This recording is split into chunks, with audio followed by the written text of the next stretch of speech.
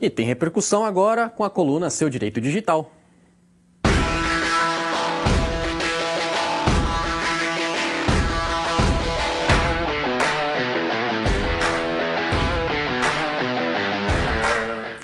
Vamos então receber ao vivaço aqui em pleno feriado de 7 de setembro, mas o homem não cansa.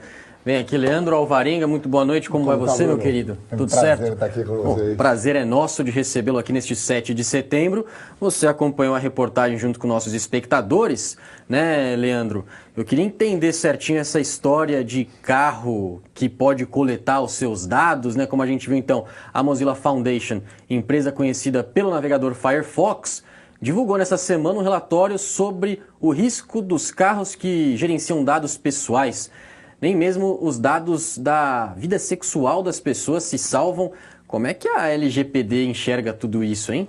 Bom, é bem complicada essa situação, né, Bruno? Primeira coisa, a gente precisa avisar para as pessoas que não é que tem uma câmera atrás do carro dela, né? Pegando tudo que você faz no banco de trás do carro, não. O que acontece é o seguinte, muitas vezes você instala aplicativos no seu celular para integrar com as mídias dos carros, né? Ou mesmo quando você faz a conexão do seu celular, ela acaba começando a capturar dados ali, dados de perfil, dados de estatística. Por curiosidade, foi encontrado até, e aí é público isso, então eu posso falar, né? A Nissan estava captando quantas camisinhas foram compradas, por exemplo. É íntimo, né? Para que você quer saber? Uma montadora de veículo quer saber por que a pessoa compra ou não deixa de comprar camisinha, né? Tem que lembrar que as plataformas, elas acabam fazendo isso naturalmente. Você pega a Amazon, você pega o próprio Mercado Livre aqui brasileiro, diversas empresas, elas coletam esses dados para te oferecer produtos e serviços. O problema, quando nós falamos de montadoras, é que essas montadoras, o core business dela não é esse, as políticas não são claras, os consumidores não sabem o que vão ser feitos com esses dados. Mais do que isso, pelo que foi colocado no relatório da Mozilla, eles falam expressamente, mais de 90% vendem esses dados para terceiros. Né? Vendem com qual propósito? Está atendendo a legislação? Está atendendo... Aí uma coisa que me chamou a atenção, Bruno, é que as duas, vamos dizer assim, eu vou usar um termo errado, mas para vocês entenderem, menos pior, né? São as empresas europeias, a Renault, por exemplo. Por quê? Porque ela tem a GDPR. Né? Então lá a Renault tomou algumas precauções a mais do que as outras, mas não quer dizer que está boa. Também não, todas foram reprovadas. Todas foram reprovadas, né? E aí nós podemos falar, para fins de LGPD, essas políticas, essa forma de abordagem está totalmente legal. Você não pode coletar dados sem ter uma objetivação concreta. A finalidade tem que ser adequada à LGPD, adequada ao tratamento de dados. E não me parece adequado uma empresa de veículo fazer perfis tão pessoais de consumidores nesse aspecto. Mais do que isso, Bruno, as empresas, elas têm que atender às hipóteses legais de tratamento de dados. E ainda que você... Eu brinco que o brasileiro é aquele que não lia e aceita, né? Você vai fazer... Tá tudo bem. Você baixa a aplicação lá, ninguém lê a caixinha que você está dando autorização. E vai dando autorização, né? É igual quando você vai ligar uma televisão, né? Compra uma televisão nova, você vai avançar, eu quero assistir televisão logo, né? Impaciente. E aí o que acontece? Você acaba dando permissões. Nós já falamos isso aqui na educação digital aqui muitas vezes, né? E esse tipo de permissão, para esse tipo de perfil...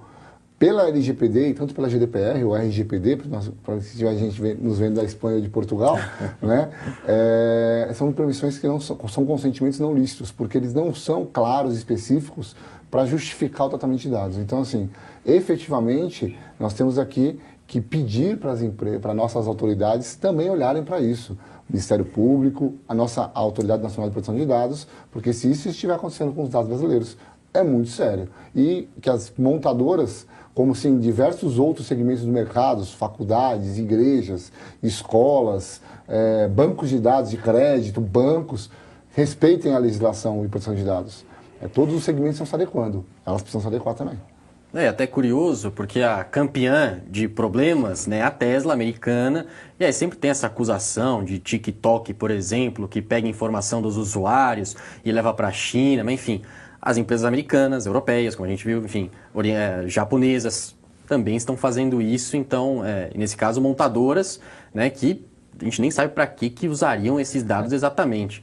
Então, não é bem uma exclusividade de país, né? Todo país, empresas de vários países podem acabar fazendo isso, podem acabar pegando dados. Na verdade, não é nem de um país, nem de um segmento. Né? Se você observar, normalmente as pessoas vão em cima das que mais te incomodam diretamente. Então, as empresas de telemarketing, o banco, o banco de dados de crédito, esses são, vamos dizer, os que sofrem as reclamações. Mas quantas empresas coletam nossos dados sem que nós saibamos? Quantas empresas fazem o mau uso deles? E aí é o risco da privacidade. Né? Nós vimos que o direcionamento da eleição americana, como falam, o caso ali da Cambridge Analytica, foi exatamente pela criação de perfis das pessoas para direcionar matérias. Fake news. Fake news, ou até podem ser algumas verdadeiras, mas que depreciasse o outro candidato. Né? Então, é um direcionamento. Então, eu vou direcionar você agora há pouco falou mesmo, aos TikTokers, né?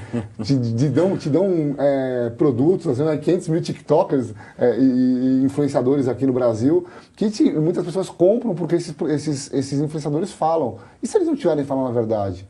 Né? Nós temos que parar para pensar um pouquinho. O que aparece na tela do seu computador nem sempre é uma coisa boa para você. Né? Então tem que tomar muito cuidado e temos que fazer com que as empresas, por bem, no amor ou na dor, né? No bolso, respeitem nossa privacidade. Por favor, e como você disse, bem lembrou que as autoridades brasileiras estejam atentas, né, ao cumprimento da LGPD, da nossa Lei Geral de Proteção de Dados. Por falar em direito, vamos para a próxima pergunta, né, em direito dos nossos consumidores. Vamos falar sobre o caso 123 Milhas. Vamos lá, sou cliente da 123 Milhas e tenho parcelamento de compra de viagem no meu cartão. Eu consigo suspender as cobranças? Como devo fazer isso? Bom, isso é bem interessante, né, Bruno? Muita gente, até para mim, me liga, né, nas minhas redes sociais, está me perguntando muito sobre 123 Milhas. Bom, existe um princípio no direito que nós chamamos de pacta sunt servanda. É um princípio em latim que fala o seguinte: se você não cumpre a sua parte do contrato, por que eu sou obrigado a cumprir a minha? Né? Se você não cumpriu a sua parte, e aí o que aconteceu? O que nós vemos aí ultimamente? Alguns advogados têm entrado na justiça exatamente para isso, porque quando você faz um parcelamento, um pagamento no cartão de crédito, em tese, a empresa aceita o pagamento em parcelas. E quando você vai cancelar isso por um desacordo comercial, normalmente o cartão de crédito fala que não aceita esse desacordo comercial. Por quê? Porque o cartão de crédito, ele tem um outro contrato, ele tem um contrato com você, mas tem um contrato com a empresa que aceitou também.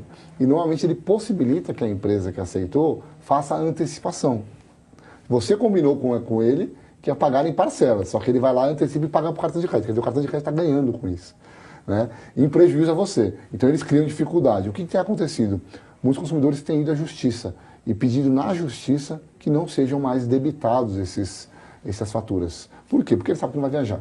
Né? Primeiro, 123 Milhas, ela deu os vouchers, né? Falando aquela opção, nós já falamos aqui no quadro, uma opção muito ruim, fere a lei ali, mas algumas pessoas aceitaram. E depois que ela entrou com o processo de recuperação judicial, ela falou, nem os vouchers valem. Então isso já demonstrou que ela não pretende cumprir as ofertas. Né? Ela não pretende ou não tem condições de cumprir as ofertas. Então, o consumidor ele tem direito de rescindir o contrato. O artigo 35 do Código de Defesa do Consumidor, ele fala isso. E por que a empresa de cartão de crédito vai obrigar o consumidor ali a pagar futuras parcelas que ele não vai receber o produto? Porque ela deve ter antecipado para 123 Milhas. Então ela não quer amigavelmente fazer o cancelamento que deveria. Isso aí, já que o Banco Central está vendo tantas remodelações de cartão de crédito, eles podiam ver essa regra, né? Quando há desacordos comerciais, as pessoas poderem cancelar. Fazem isso quando há o famoso cashback, a fraude. E por que não fazem isso com um desacordo comercial? A pessoa é obrigada a pagar as parcelas mesmo sem receber os produtos. Num cheque, antigamente, você assustava. Mas, infelizmente, você conseguia assustar o cheque. Ou como algumas pessoas falavam no interior, né? Assustar o cheque.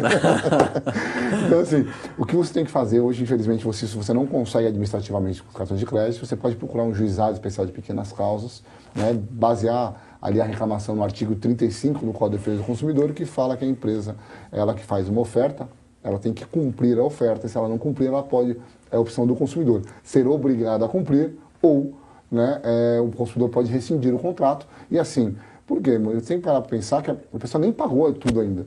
Você vai aumentar o prejuízo dela, vai obrigar ela a pagar uma coisa que talvez ela nem veja de volta. Né? Então tem que parar com isso. E aí, se o cartão de crédito não antecipou o dinheiro para 1, 2, 3 milhas, é um contrato dela com o cartão de crédito, o consumidor não tem nada a ver com isso, e ela que se vire lá na recuperação de crédito dela, né? Me parece a opção mais justa. Bom, e para finalizar, tem dúvida do leitor Carlos. Ele diz o seguinte: vi no site de vocês a seguinte notícia. Extensões do navegador Google Chrome podem deixar dados pessoais, como senhas, informações bancárias, vulneráveis a hackers, com risco à privacidade dos usuários. Isso foi revelado em um estudo de pesquisadores dos Estados Unidos. Neste caso, se eu tive problemas com o Google, de quem que é a responsabilidade? É do Google? Então, Bruno, é do Google. Tá? O fornecedor ele tem responsabilidade sobre o serviço que ele coloca no mercado, não importa se é gratuito ou oneroso, se está pagando por ele ou não. Então, quando o Google ela oferece o Google Chrome para você e oferece ou autoriza extensões ali que vão plugar no seu Google Chrome, tanto a Google quanto o provedor dessa extensão, que tem algumas extensões que não são da Google, né, são só autorizadas ou podem ser plugadas ali, são responsáveis por qualquer incidente ou mau uso. Por quê? Porque faz parte da prestação de serviço a manutenção da segurança. E aí o que nós estamos vendo é uma falha na prestação de serviço. A dificuldade é comprovar, né? Como é que você vai comprovar efetivamente que o seu computador, as suas senhas foram acessadas por ali? Existem alguns mecanismos, né? Existem notícias de vazamento de dados ali no dia a dia, que saem na mídia, que saem, olha, tal aplicação vazou os dados. Nós temos aí 2 condenações grandes aí do Facebook, por exemplo, da Meta, que nós tivemos aqui no Brasil, mas é uma grande dificuldade a fazer essa prova, e aí nós precisamos mais uma vez pedir a ajuda das autoridades para que elas fiscalizem isso. Mas você tendo essa evidência e tendo o efetivo prejuízo, você pode cobrar ali do Google. Aí eu recomendaria nem ir para uma ação de juizado especial, que é de pequenas causas, né? Você procurar um advogado e ir na justiça comum, porque talvez tenha perícia, o desenrolar de provas maiores, e no juizado especial de pequenas causas você não tem um poder probatório muito grande. Outra coisa que é importante, você pode fazer reclamação no Procon, na Senacom, né, dessas vulnerabilidades, e até na NPD. Lembrando, o Google Chrome, se ele abriu a porta para coletar dados pessoais seus, é uma fraude, é uma afronta à LGPD, a Lei Geral de Proteção de Dados, porque um dos pilares da LGPD é a garantia do fornecedor na segurança do serviço que é prestado, Bruno. Maravilha, aulas de direito aqui do consumidor, minha gente, com o Leandro Alvarenga, que veio aqui com a gente em pleno feriado de 7 de setembro. Então agradeço muito a sua participação. E aí, peço só que você espere um minutinho, declare o seu boa noite, que a gente vai chamar a próxima reportagem. Mas então, antes de mais nada, pode se despedir dos nossos espectadores neste feriado prolongado. Espero que você esteja de folga, hein, Leandro Alvarenga? Não, foi trabalhar normal, Bruno.